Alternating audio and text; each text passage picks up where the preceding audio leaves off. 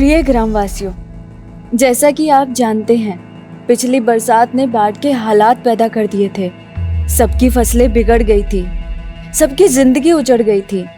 लेकिन एक उपाय है जो सबको फिर से आबाद कर सकता है, पर उसके लिए कुछ लड़कियों को कुर्बान करना होगा। वो लड़की चाहे किसी की बहन हो, बेटी हो या बीवी हो, चलेगी।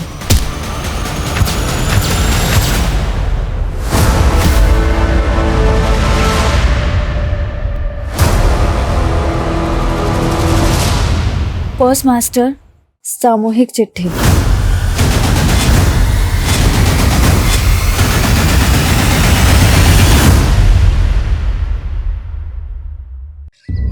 हम ऐसे गांव में रहते हैं जहाँ दूर दूर तक सिर्फ जंगल है।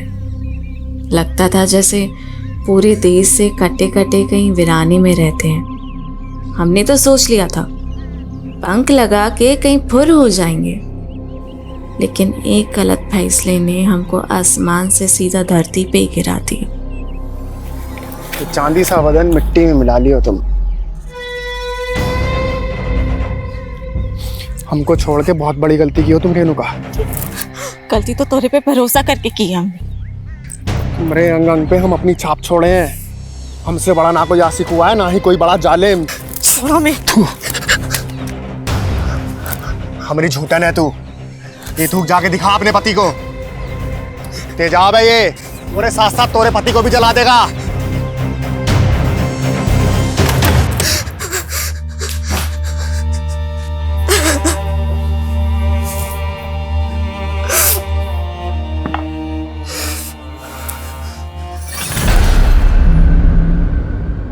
रेनू, का हाल बना रखा है यार? का है? का हुआ? वो खेत से आए तो थक के आकर बैठ गए। कपड़ा बदल के आते हैं।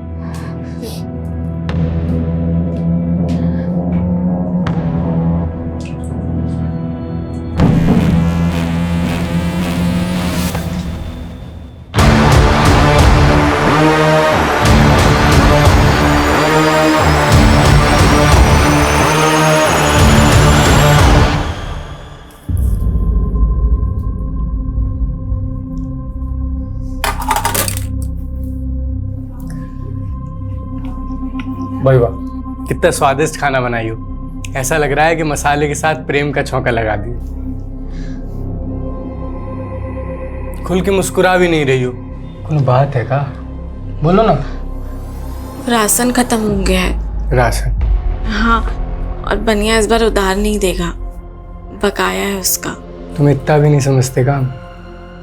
मोहनवा मिला था ना, अब उसका नाम जुबान से निकल नहीं रहा है। वो हम आपको परेशान नहीं करना चाहते थे। परेशानी पहले कोनो कम है का? ऊपर से राशन, जेब में कौड़ी नहीं है। खाने पे काहे गुस्सा रहे हैं? तो किस पे गुस्सा है? अब नहीं जाता खाना वाना हमसे। परेशान मत हो दीदी, इस बार बारिश की वजह से जो फसल बिगड़ी है उसी से हताश है भैया, और कुछ नहीं। हताश तो हम भी गए हैं जीवन से मीनू। कभी कभी मन करता है कि जहर खा के हम खुद ही मर जाएं। दीदी ऐसा मत बोलो, सब ठीक हो जाएगा। अच्छा, राशन खत्म हो गया ना, हम तुम्हारे जेठ जी से कह के मंगवा देंगे। नहीं नहीं मीनू, हम कुछ कर लेंगे। अरे माना कि हम उम्र में छोटे हैं, लेकिन रिश्ते में तो हम बड़े हुए। तो अब एक जेठानी अपनी देवरानी का ख्याल भी ना रखे।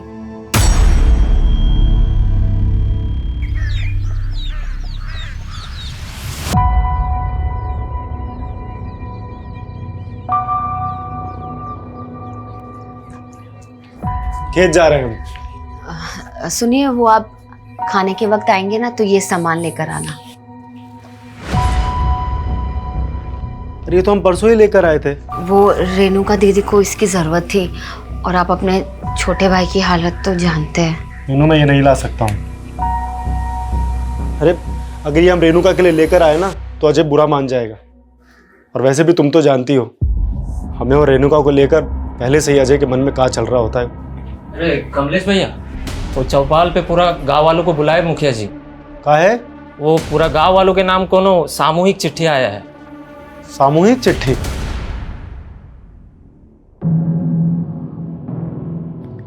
अरे माँ बाप का सेवा में काहे समय बर्बाद कर रहे हो?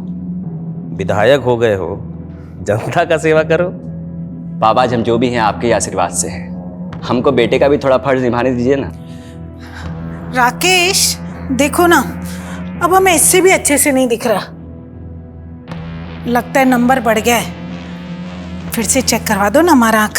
अरे हम ले चलेंगे तुमको, उसको बहुत काम रहता है। भैया जी, मुखिया जी संदेशा भिजवाए हैं।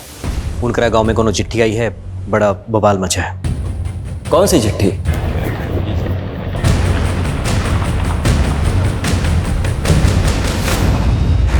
कहोगे मुखिया जी, क्या है उस चिट्ठी में? चिट्ठी तो पोस्ट मास्टर कालू मिश्रा के नाम लिखी है और उसके नीचे लिखा है सामूहिक चिट्ठी। प्रिय ग्रामवासियों, जैसा कि आप जानते हैं पिछली बरसात में बाढ़ की स्थिति पैदा हो गई थी। सबकी फसल बिगड़ गई और सबकी जिंदगी उजड़ गई। लेकिन एक उपाय है जिससे फिर से सबकी जिंदगी आबाद हो सकती है, पर उसके लिए आपको कुछ लड़कियों को कुर्बान करना पड़ेगा। ये क्या बात हो गई?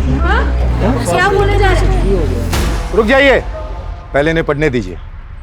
कल रात 12 बजे पहली लड़की को गांव की सीमा समाप्ति बोर्ड के पास छोड़ जाइए।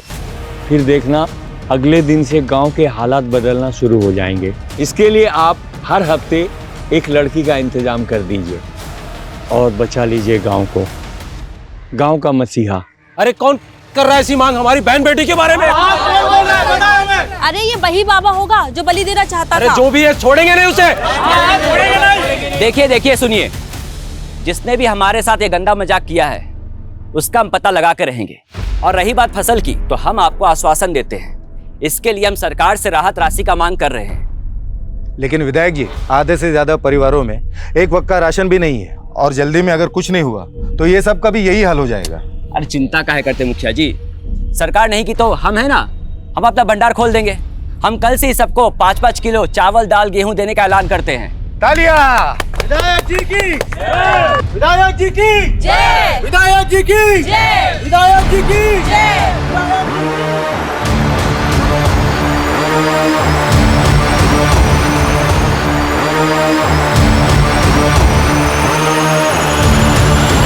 ये विधायक जी थोड़ा बहुत मदद कर भी दिए ना तो इस समस्या का समाधान नहीं होने वाला। अगली फसल तैयार होती तो 6 महीने लग जाएंगे, तब तक कैसे होगा? भाई बात तो तुम्हारी सही है अजय। अब भाई शहर जाके कोई काम ढूंढना आसान काम है क्या? कहो अरे भैया आप घर जाइए, हम आते हैं। तो भाई हम दोनों भाई यहाँ परेशान हैं और तुमको कुछ पड़ी ही नहीं है। अब चिंता करेंगे तो पैसा बरसेगा का? निकम्मा होते जा रहे हो। हम दोनों भाई तो खेती छोड़ के नहीं जा सकते। तुम तो शहर जाके कोनो काम धंधा कर सकते हो ना। अच्छा अब हम समझे, हमें खाना देना भारी पड़ रहा है इसलिए शहर भूखा मरने भेज रहे हो ना। हम शहर नहीं जाएंगे, हम यही काम करेंगे। और यहाँ काम कौन देगा तुमको? हैं निकम्मे? ये निकम्मा निकम्मा बोलना बंद कीजिए। जब से माँ बाबूजी गए तब से बस कोसते रहते हैं। अगर इतना ही तकलीफ है ना तो हमारा हिस्सा दे दीजिए, बस बात खत्म। ये लो हिस्सा तुम्हारा। हिस्सा चाहिए ना तुम्हें? कौन सिखा रहा तुम्हें सब? वो सर्वेसवा।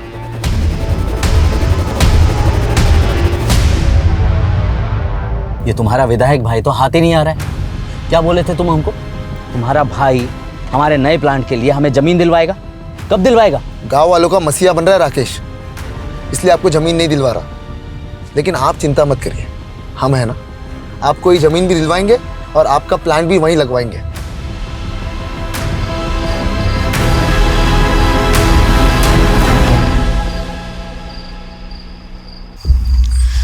इतनी रात को शौच के लिए इतना दूर जाना पड़ रहा है, ये कोई बात हुई? आहिस्ता बोल, जल्दी कर, मुझे तो बहुत डर लग रहा है।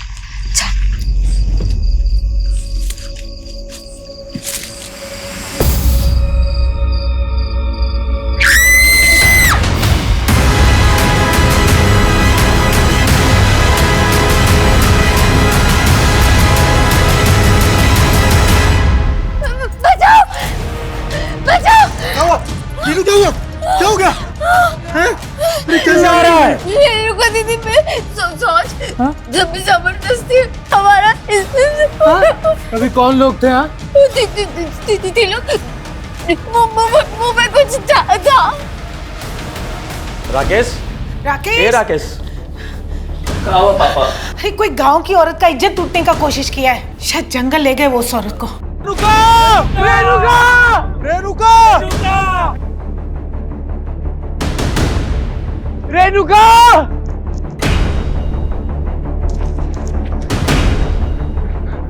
क्या हो गया? विधायक जी, हमारी बीवी और भाभी सोच के लिए आए थे। बीवी को भाभी बताए 3 लोग मुंह ढक के आए, हमारी बीवी को उठा के ले गए। हमें कुछ समझ नहीं आ रहा, पता नहीं हमारी बीवी के साथ क्या करेंगे। विधायक जी बचा लीजिए हमारी बीवी को। जिसने भी सब किया है उसको छोड़ेंगे नहीं, पर पहले अभी तुम्हारे बीवी को ढूंढना जरूरी है। चलो चलिए सब लोग, चलिए।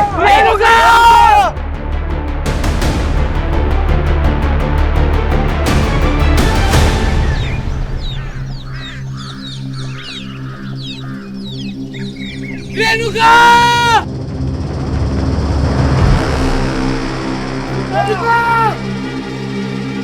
विधायक जी, वो रेणुका वहां पे। चल चल चल चल चलो आओ।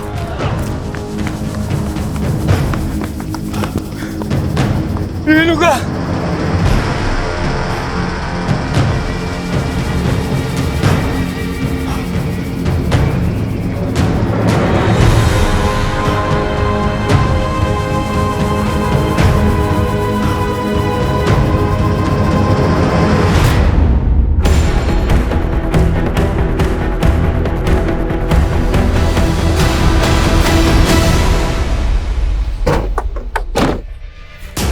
चलिए पीछे हटिए, पीछे हटिए, पीछे हो जाइए। पीछे आइए। आइए पीछे आइए।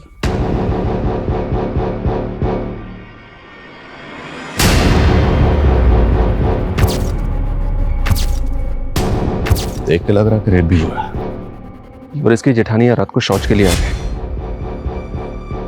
देखिए इंस्पेक्टर, सिर्फ हमारे इलाके में नहीं, ये हमारे खुद के गांव की महिला के साथ ऐसा कांड हुआ है। आप लोग जल्द से जल्द पता लगाइए कि कातिल कौन है। विधायक जी, कातिल को ढूंढना हमारा काम है, वो हम करेंगे, लेकिन उससे पहले हमें उस चश्मदीद का बयान लेना होगा जो कल रात इनके साथ थी। बताइए कल रात क्या हुआ था? वो लोग 3 लोग थे।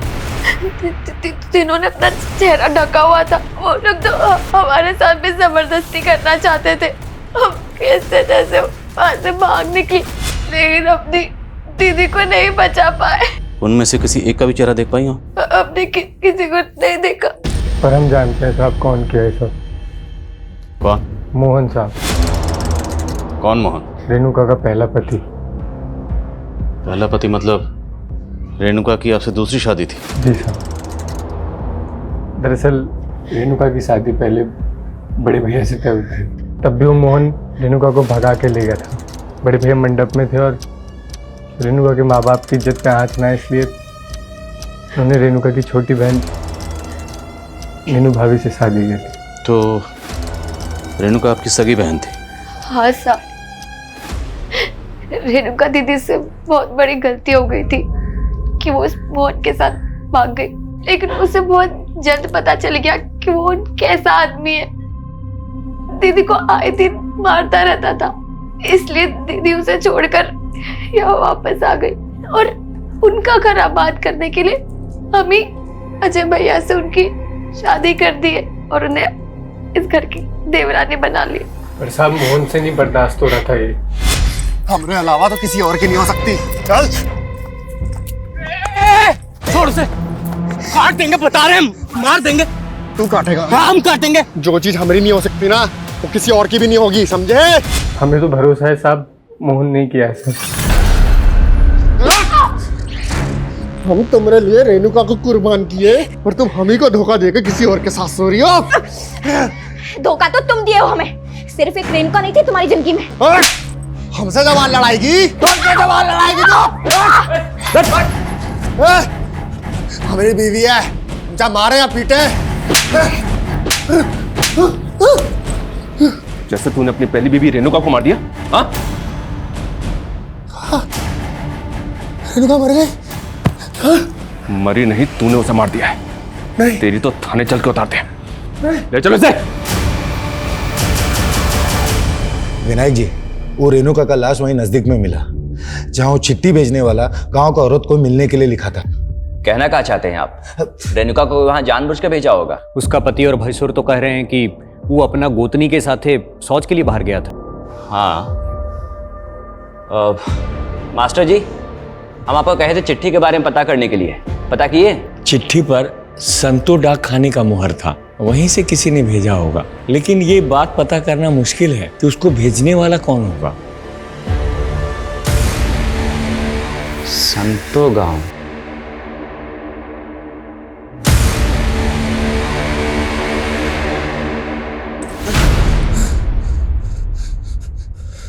रेणुका पर हमारा हक था, तो कैसे अजय के साथ बर्दाश्त कर लेते हम? पहले उसको छोड़कर दूसरी शादी कर ली, और दूसरी शादी करने के बाद पहली बीवी वापस चाहिए। हाँ, चाहिए थी। रेणुका धोखा दी थी हमको, और जो हमको धोखा देता है उसको बख्शते नहीं है हम। इसलिए रेणुका को मार दिया? हाँ, मार दिया। मारने से पहले उसके साथ रेप भी किया था? हाँ, किया होंगे शायद, हम बहुत ना सहमत है। अब ये बताओ, तेरे साथ दो लोग और कौन थे? कौन दो लोग? वही दो लोग जिनके साथ मिलकर तूने रेणुका का रेप और मर्डर किया। अरे हम खुद थे अकेले। बता दो दिया सब कुछ जो बताना था। ये इसने मानेगा, इसको उल्टा लटकाओ और तब तक उसको उधेड़ते रहो जब तक उन दो लोगों का नाम ना बताए। कौन दो लोग?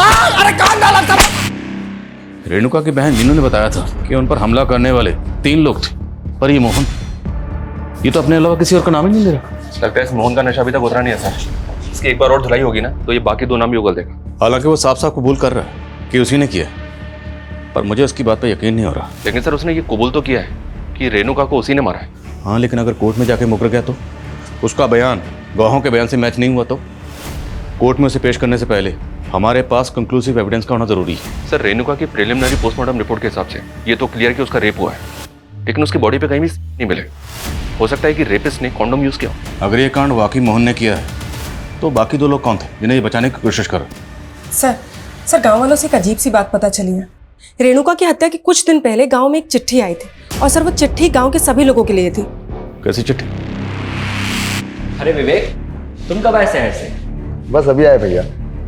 तिवारी जी, ये दोबारा आपसे मिलने की जिद कर रहे थे तो हमने सोचा बुला ले। बैठो। हम चाय भिजवाते हैं। देखिए, हम आप लोगों को पहले ही क्लियर कर दिए थे।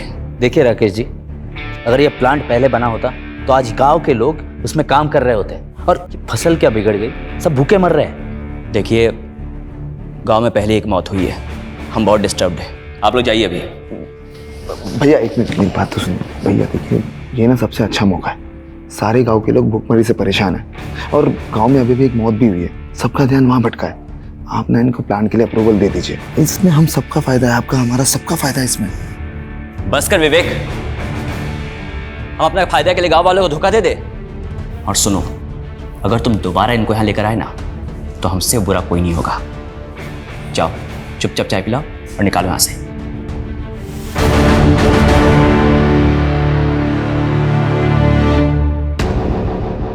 चिट्ठी लिखने वाले ने गांव की लड़कियों को कुर्बान करने की बात लिखी है, और गांव की सरहद के पास जो बोर्ड है, हर हफ्ते वहां एक नई लड़की का इंतजाम करने के लिए कहा गया है।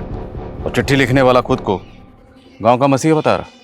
जहाँ रेणुका की लाश मिली वहाँ से सीमा समाप्ति का बोर्ड ज़्यादा दूर नहीं है, और लड़की को वहीं छोड़ के जाने की बात लिखी। लेकिन साहब, हम सभी गांव वाले इस वाहियात शर्त के खिलाफ थे। खत कहाँ से आए? ये शांतो गांव के डाक खाने से आई थी। पता लगाने की कोशिश की पर पता नहीं चला वहाँ से किसने भेजा था। लेकिन कोई तो है जिसकी हमारे गांव की औरतों पे बुरी नजर है। हमको तो ये वही बाबा लग रहा है जिसने सबके सामने एक गंदा मांग किया था। कौन बाबा? कैसी मांग? साहब, फसल खराब होने की वजह से गांव वाले भूखे मर रहे थे, तब ये बाबा यहाँ आया था। बड़ी चमत्कारी बातें कर रहा था। बाबा जी, आप कहाँ से आ रहे हैं? आपके लिए भोजन पानी का प्रबंध करें? बच्चा, यहाँ तो भूखमरी फैली हुई, इतने लोग भूखे पेट सो रहे हैं। हम यहाँ भोजन नहीं करेंगे, हमसे ये पीड़ा देखी नहीं जा रही। बाबा जी, इस पीड़ा का कोई उपाय है? क्यों नहीं, इसलिए तो यहाँ आए। कैसा उपाय बाबा जी? पूजा करना होगा, और इस पूजा में एक इंसान की बलि देनी होगी। जानते भी हैं आप लोग, बलि देना कानूनन जुर्म है, और आप लोग चिंता काहे कर रहे हैं? इस समस्या का समाधान हम मिलकर निकाल लेंगे। और रही बात गांव की, तो हम गांव के लिए ज़्यादा से ज़्यादा चंदा इकट्ठा करेंगे। बस आप लोग इस अंधविश्वास में मत पड़िए। विधायक जी सही बोले थे, इसीलिए हम सब उस बाबा की बातों में नहीं आए। एक बाबा गांव में आया और वो बलि देने की बात कर रहा था। आप दोनों जिम्मेदार ओहदों पर हैं, सरपंच, विधायक। आपको पुलिस को इतला करनी चाहिए थी। कौन था वो बाबा, कहाँ से आया था? मालूम नहीं साहब। आपने उसकी शक्ल तो देखी होगी, चेहरा याद होगा उसका? जी साहब, याद है। स्केच बनवा सकते हैं? बिल्कुल सर, इस बाबा की तलाश तो करते हैं, पर मुझे ऐसा लग रहा है कि उस खत को रेणुका के मर्डर से जोड़ के देखना ठीक नहीं है। मोहन तो पहले कबूल कर चुका है। अगर ये मोहन ने किया है तो बाकी 2 लोगों का नाम क्यों नहीं बता? क्योंकि मीनू कह रही थी कि वो 3 लोग थे, तो बाकी 2 लोग कौन थे? मीनू, हम मोहन के लिए ना कमलेश जी जैसे इंसान को धोखा दिए थे, और तुम बोल रही हो कि हम उसके छोटे भाई के साथ शादी कर लें। दीदी, हमें तुम्हारी चिंता है। अब तो हमारे माँ बाप जी भी नहीं रहे, और तुम ऐसे अकेले रहोगी तो वो मोहन तुम्हारा जीना मुश्किल कर देगा। और कमलेश जी को भी हमने मना लिया है, वो जानते हैं कि वो मोहन ही गलत था। वो लोग तो तुम्हें एक दूसरा मौका देना चाहते हैं।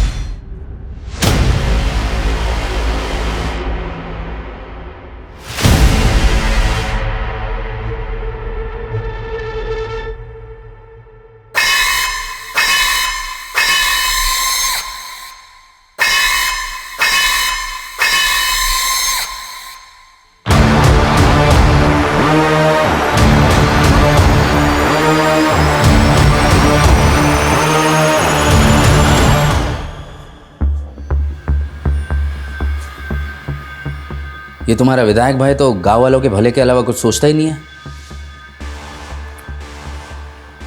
लेकिन तुम अपना भला सोच सकते हो।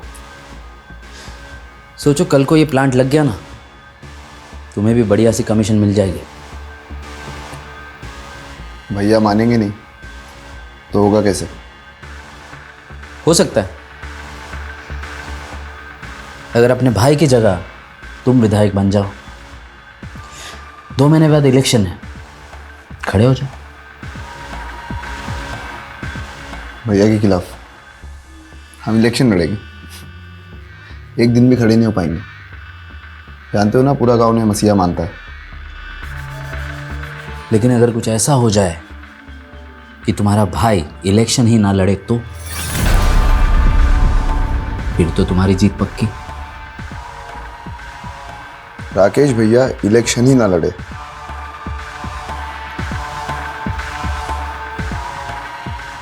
ऐसा तो सिर्फ एक ही सूरत में हो सकता है।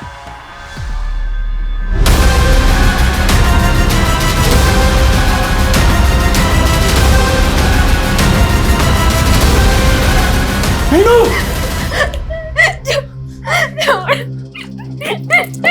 क्या कर रही हो ये?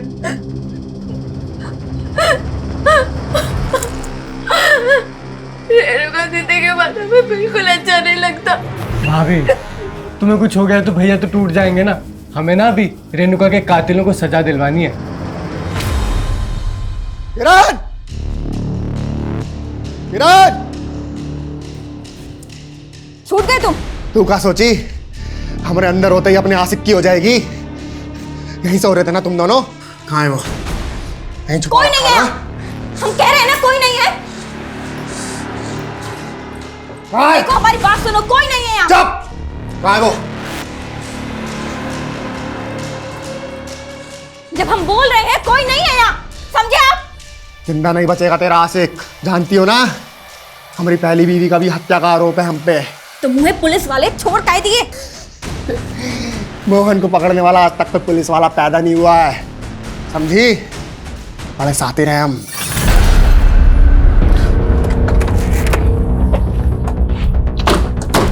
मुझे इसी बात का डर था कि कहीं कोर्ट में जाके मोहन अपने बयान से मुकर ना जाए। वही हुआ ना, मुकर गया ना।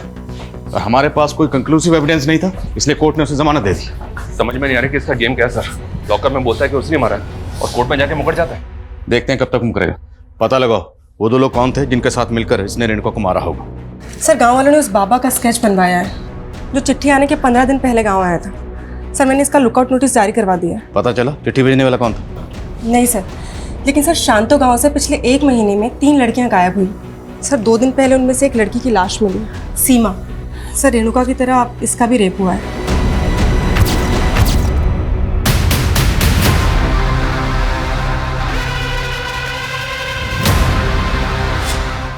केस का स्टेटस क्या है? सर केस तो अभी तक अनसॉल्व है, लेकिन सर इस गांव का मुखिया है भीमा, वहाँ की पुलिस को इस पर शक था। सर इन तीनों लड़कियों के घर वालों ने इससे ब्याज पे पैसे लिए थे और इसकी इन तीनों लड़कियों पे बुरी नज़र थी, लेकिन सर पुलिस को इसके खिलाफ कुछ भी नहीं मिला। क्या इन तीनों लड़कियों के केस का रेणुका के केस से कोई ताल्लुक हो सकता है? सबसे चौंकाने वाली है वो चिट्ठी जिसमें हर हफ्ते एक लड़की की मांग की गई। जरा पता करो इन दोनों गांव में ऐसा क्या कॉमन है जिसका हमारे केस से ताल्लुक है। और बोलो।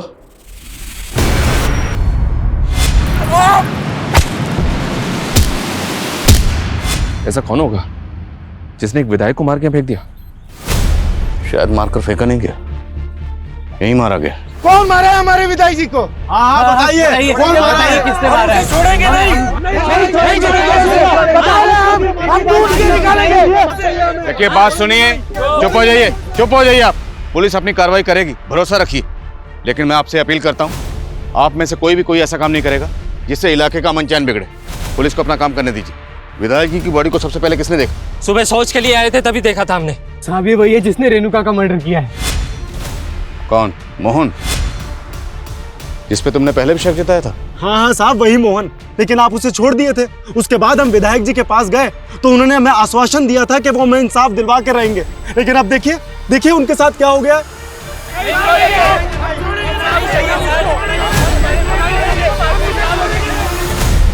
संभालिए अपने। हम समझते हैं आप पे क्या गुजर रही है।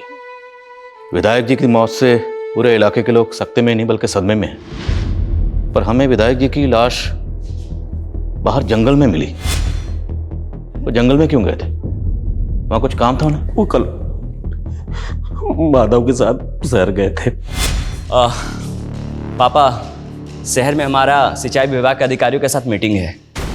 वो हम यहाँ एक नहर निकलवाना चाहते हैं ताकि बरसात का पानी ऐसे तबाही मचाने से पहले सिंचाई में काम आ जाए।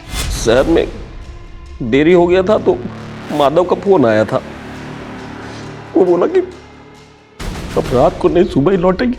और माधव कहाँ? सर माधव का कुछ पता नहीं चल रहा, और हम उसके घर गए थे तो हमने देखा कि माधव के घर के बाहर राकेश भैया की गाड़ी खड़ी है, लेकिन वहाँ पे माधव नहीं था। तो माधव रहता कहाँ? जो गांव के बाहर कनाल है उसकी के पास में उसका घर और खेत है।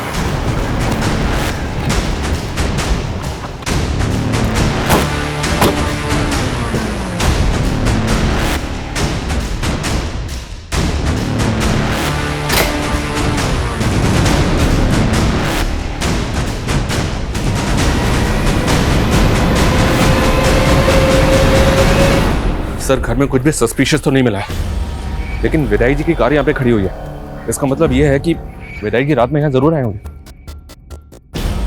माधव विधायक राकेश का राइट हैंड है। अगर उसने ये किया है तो किस मकसद से? Excuse me. हाँ बोलो। ठीक है हम आ रहे हैं। सर राकेश की जिस जगह पे लाश मिली थी उस जगह के पास में ही माधव की बाइक मिली है।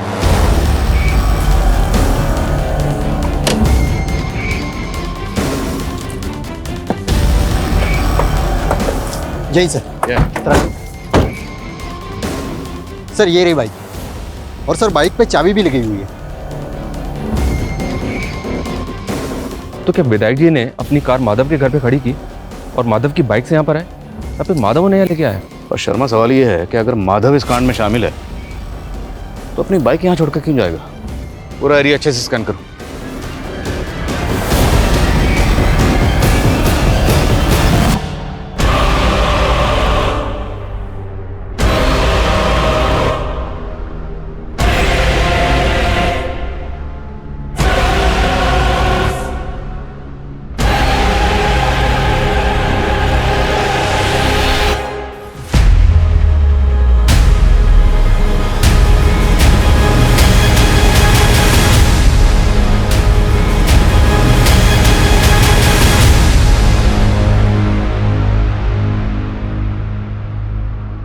सर राकेश और माधव के फोन कल एक ही साथ बंद हुए थे।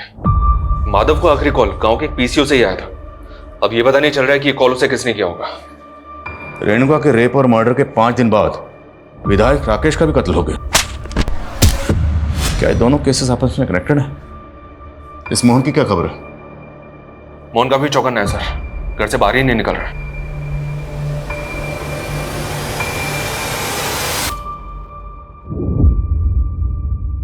नजर बनाए रखो इस पे। रेणुका मर्डर केस में ये हमारा प्राइम सस्पेक्ट है। लेकिन सर शंतो गांव जहां से चिट्ठी आई थी उसी क्षेत्र का विधायक है राकेश, और उस गांव से इसे सबसे कम वोट मिले थे। सर लोग कह रहे थे कि भीमा ने इसे वोट देने से मना किया था। और 2 महीने बाद चुनाव भी है सर, कहीं राकेश की मौत के पीछे कोई पॉलिटिकल एंगल तो नहीं? और हमें यह नहीं भूलना चाहिए कि शंतो गांव से 3 लड़कियां गायब हुई थी। इनमें से सीमा नाम की लड़की की लाश मिली थी, और इन तीनों केसेस का प्राइम सस्पेक्ट ये मुखिया भीमा ही है।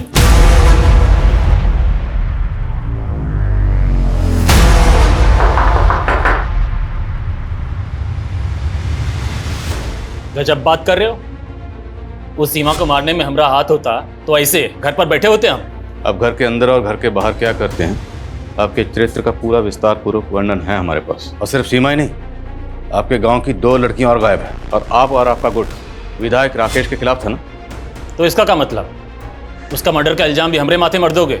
इल्जाम नहीं मरेंगे, अगर मर्डर किया है तो साबित करेंगे। फिलहाल आप ये बताइए कि आपके गांव से ये फतिंगा गांव चिट्ठी गई थी, उस चिट्ठी में आपका रोल और मकसद क्या है? ऐसा है इंस्पेक्टर साहब, हवा में बात मत कीजिए।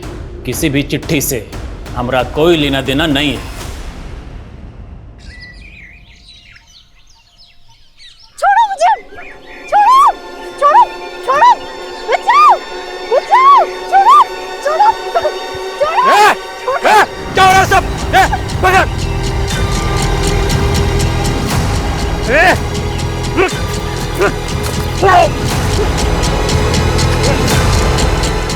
विनोद, सर्वेश, लेके चल, लेके चल।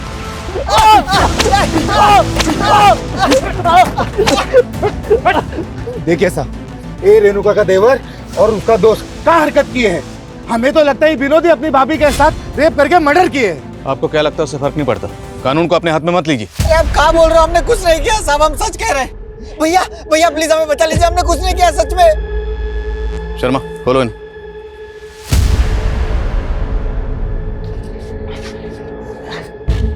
फोन कहाँ तुम्हारे? सर वो हम सोशल मीडिया के लिए वीडियोस बनाते हैं, वो खुद आई थी, वो हमारी दोस्त है। कौन? वो लड़की। कौन लड़की? लेके चलो दोनों को।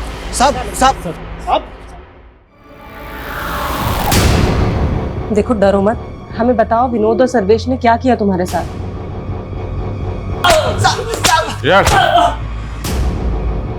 साहब हमने आपको कहा था ना, वो हमारी दोस्त थी। उस लड़की ने तुझे बचा लिया, और तुम दोनों के मोबाइल में ये तेरी भाभी रेणुका का वीडियो क्या कर रहा है? ये तो हमें विनोद ने दिया था। साहब गलती हो गई थी, भटक गए थे जो इनका वीडियो बना लिए। अपनी भाभी के साथ रेप और मर्डर किया इसके साथ मिलकर, और तुम लोग ये बताओ और तीसरा कौन था तुम दोनों के साथ? नहीं साहब, हमने कुछ नहीं किया साहब। उठो इनको। साहब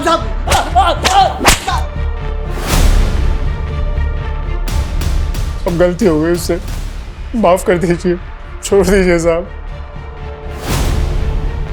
उसके मोबाइल में हमें रेणुका का वीडियो मिला, न्यूड वीडियो।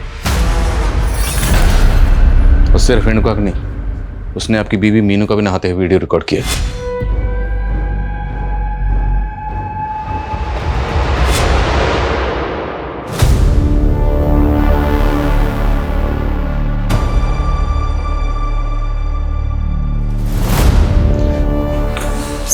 खबरियों से बाबा परंतु की लीड मिली।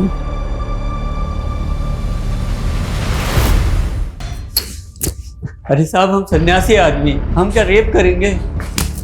भली की तो बात कर रहा था ना तुम, और वो चिट्ठी भेज के औरत की मांग भी कर रहा था। कौन सी चिट्ठी साहब? हम कुछ नहीं किए। तो होने वाले नेताजी, अब तो आपके रास्ते का कांटा भी हट गया। अब तो राकेश दुबे की हत्या की हमदर्दी भी जनता से मिल जाएगी। सर ना तो विनोद और सर्वेश ये मान रहे हैं कि इन्होंने ही रेणुका का मर्डर किया है, और ना ही वो बाबा कुछ को बोल रहा है। बोलो। सर माधव मिल गया है, लेकिन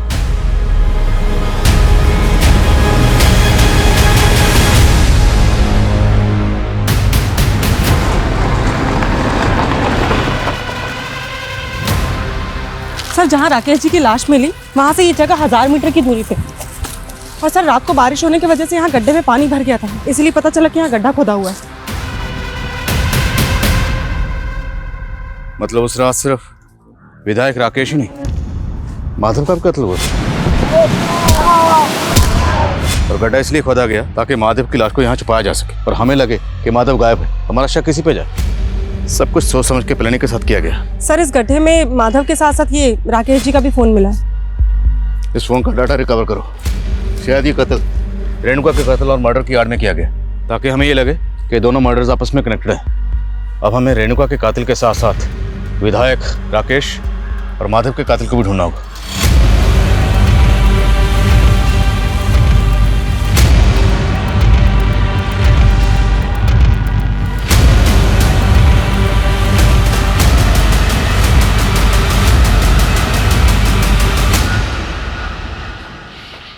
सर कम इन। सर राकेश जी की डिटेल्ड पोस्टमार्टम रिपोर्ट, उनकी आंखों में लाल मिर्ची के ट्रेसेस मिले। लाल मिर्ची? क्या सर, ऐसा लगता है कि पहले उनकी आंखों में लाल मिर्ची डाली गई, उसके बाद उनको टॉर्चर किया गया, फिर उनके सर को पत्थर से पीट पीट के फोड़ दिया गया। और सर माधव की प्रिलिमिनरी रिपोर्ट भी यही सजेस्ट करती है कि उसकी आंखों में लाल मिर्ची डाली गई। इतना बेरहमी से मारा है हमारे बेटे को। जिस बेरहमी से विधायक जी और माधव को मारा गया है, उससे तो ऐसा लगता है जैसे किसी ने कोई गहरी रंजिश निकाली। आप लोगों को किसी पर शक नहीं? विधायक राकेश के पेरेंट्स को भी इस बात का कोई अंदाजा नहीं है कि उनको सर हमने राकेश और माधव दोनों के फोन का डेटा चेक किया सर, उसमें 2 दर्जन से ज्यादा लड़कियों के न्यूड वीडियोस हैं। और सर उन वीडियोस में इन लड़कियों के साथ कोई जबरदस्ती कर रहा है। कहीं माधव ही तो नहीं है? अगर ये वीडियो रिप्ले करो, पॉज करो, जूम करो।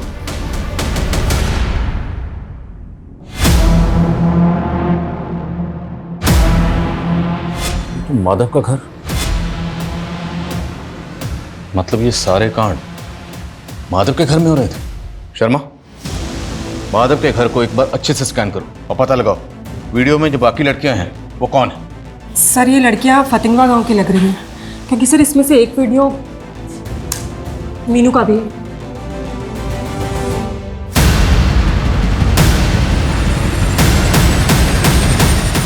बोलिए मीनू,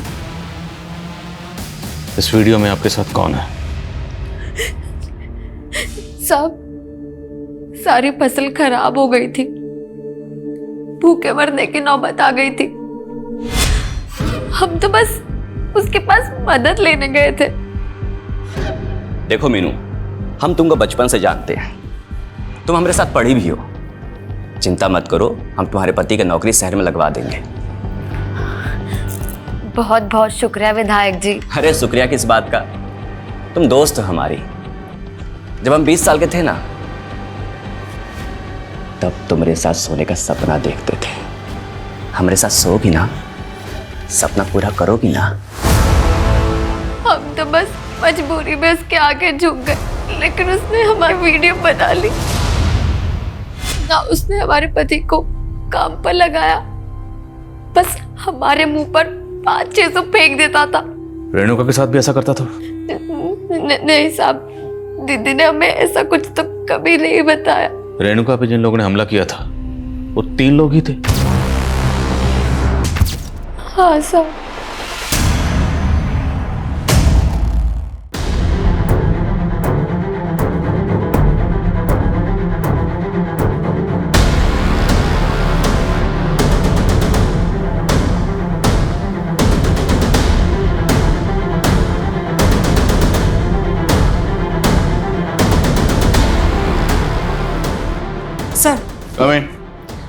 सर हमने माधव के फोन का डिलीटेड डेटा रिट्रीव किया है, उसमें रेणुका का कोई वीडियो नहीं, लेकिन सर उसमें सीमा नाम की एक लड़की का वीडियो। सर ये वही लड़की है जिसकी लाश हम संतो गांव में मिली थी।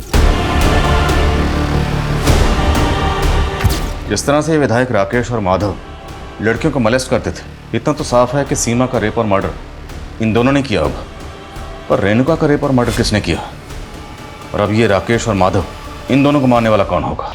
सर सब फॉरेंसिक को माधव के घर में ब्लड ट्रेसेस मिले जो मिटा दिए गए थे, और ये ब्लड ट्रेसेस रेणुका के ब्लड से मैच कर रहे हैं। तो मतलब रेणुका का मर्डर माधव के घर में ही हुआ होगा। और मीनू ने तो हमें कुछ और ही कहा था। मीनू तुम अकेली लड़की नहीं थी जिसको राकेश ने मोलेस्ट किया था। इस गांव की 1 दर्जन से ज्यादा औरतों को उसने मोलेस्ट किया और हमने उन सबसे बात की। पता उन्होंने हमें क्या बताया कि जब भी राकेश के सामने खुद को बख्शने के लिए गुहार लगाती थी तो राकेश उनके सामने एक शर्त रखता था। वो शर्त क्या थी कि अगर वो खुद को बचाना चाहती हैं तो उन्हें अपनी जगह किसी दूसरी लड़की को लाना होगा, अदला बदली।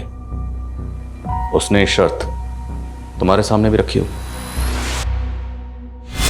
अरे रे, इसमें रोने की कौन सी बात है? जैसा हम बचपन से सपना देखे थे तुम्हारे साथ सोने का, उसी तरह हम रेणुका के साथ भी सोना चाहते हैं। उसको मना के ले आओ और तुम आजाद हो जाओ। अब ये बताओ कि वो 2 लोग कौन थे जिनके साथ मिलकर तुमने ये किया?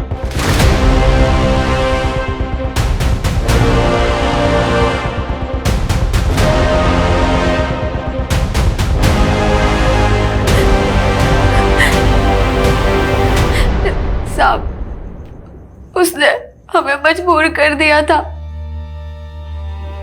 लेकिन हम बगावत नहीं कर सकते थे क्योंकि सीमा ने बगावत की थी और उसने उसे मार दिया। सीमा ने बगावत की थी? हाँ, सीमा ने हमें खुद बोला कि वो गांव में चिट्ठी भेज उस राकेश को चेतावनी देगी कि वो राकेश ही है जो गांव को बात करने के लिए गांव की बहन बेटियों की मांग करता है, ताकि सारे गांव वालों को राकेश की सच्चाई समझ आए।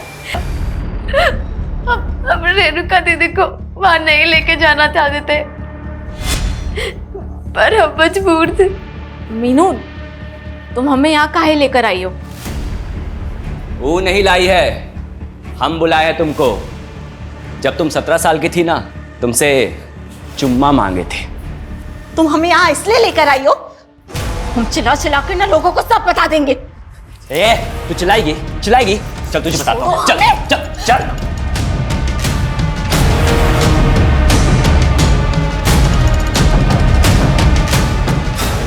उसने हमारे सामने हमारे रेणुका दीदी को मार दिया।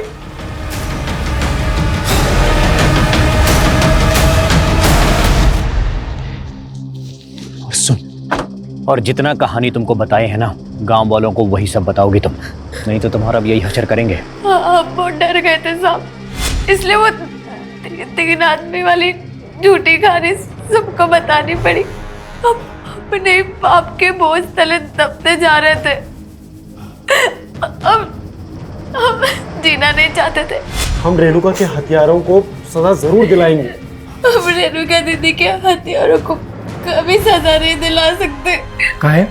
हाँ भाभी, तुम जानती हो क्या उन्हें? सब जब भाभी हमको बताएं कि वो राक्षस हमारी बीवी, बर्दाश्त नहीं हुआ साहब हमसे। हमने उससे लालच दी कि हम एक लड़की के साथ अदला बदली करना चाहते हैं और उस माधव को फोन कर कर उस जगह पर बुला लिए।